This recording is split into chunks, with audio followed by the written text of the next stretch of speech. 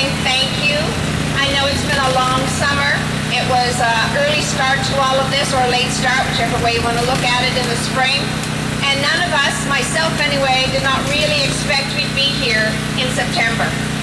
I had high hopes. The bargaining team and the BCTF had high hopes, and I know all of you did as well. Even this weekend, I had high hopes. I thought that once our mediator was actually finally in the same building, if not in the same room, that there would be progress.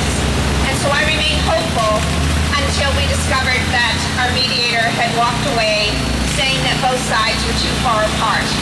But one of the things the mainstream media does not report is that he also said to both sides that he would keep in touch, that he had not signed out, he had not walked out of his role as mediator.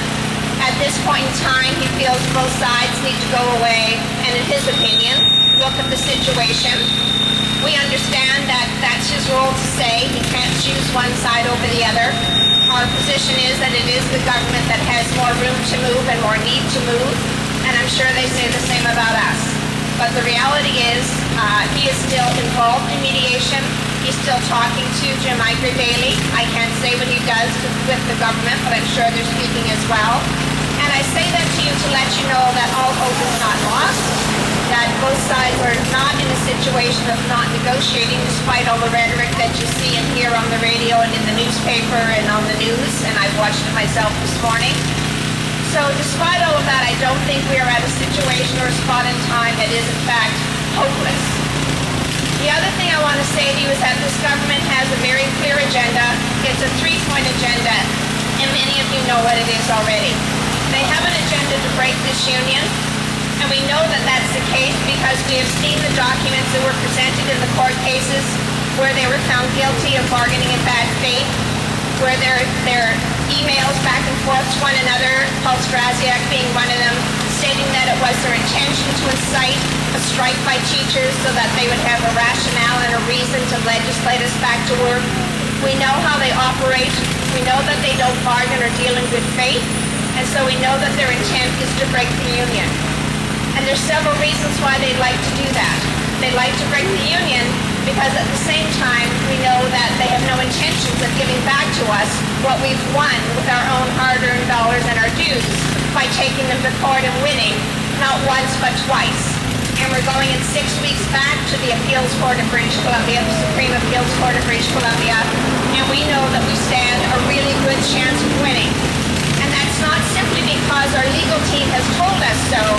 We know we must stand a really good chance of winning because this government has fought so hard to keep their proposals, E stands for employer, E80 and E81 on the table. Recently, they withdrew E81 because even they had to admit that it was bringing them more negative press than good.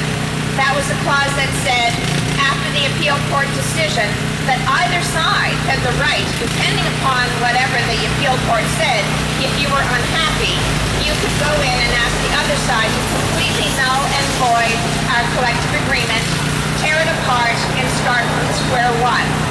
Now, if anybody's ever been involved in any bargaining or even going in to renegotiate your own mortgage, you never start from stage one. We would never have torn up our contract even if we've been unsuccessful at the Supreme Court of Appeals. We always go in and bargain clause by clause, item by item, based on what we think needs improvement or upgrading.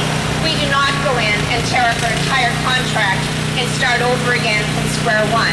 The only reason and rationale the government would have for doing that is because they want to start from square one. They want to take our contract away from us. They want to impose a different type of evaluation system. They want to impose a different type of post and fill. And they want to impose a different type of system in regard to how we handle or they handle our sick leave. There's a number of things that they would like to take out of the contract that we currently have that doesn't even begin to touch class size and composition. We also know that they have an agenda to privatize education. And without getting into the long story around that, I'll make 3 points. We saw what they did with the $40 a day plan. They want to convince people that if the public education system isn't going to be there for them, the private corporations will. So they're beginning with their $40 a day voucher system. They're beginning with this let's buy off parents and see if we can make them happy. children in public education, perhaps we can get a little check, they'll go out, provide services elsewhere, they'll be silent, they'll go away, and then eventually we'll break the union. Well, you're all well aware of the backlash from the public in regard to their $40 a day voucher scheme. It did not sell or go over well. And that speaks volumes for all of the work that all of you do every day in your classrooms, because the public and the citizens of British Columbia value what you do far and above a $40 a day child care plan that doesn't even pay for child care or babysitting, even if those services were available at $40 a day. We also know by the fact that this government in British Columbia has been approached by the Teach for America Corporation, which has come to Canada under the guise of Teach for Canada. And where would they find a welcoming place but in British Columbia? Where have they gone to ask to be approved so that their Teach for Canada teachers, without the training that you have, could be placed, could be hired, could be paid for, and could be put in spots around this province where they determine it's difficult to get teachers and where they see a need? Most of those situations are not in the Lower Mainland. Most of them are in rural communities in northern British Columbia. But at the same time, as we stand here united as a union, we believe that quality publications are part of the issue. They've got a ban on ours, but quality public education should be the same for all children, whether they live in Fort Nelson or Nisga'a, or they live here in Langley, or they live in Vancouver, BC.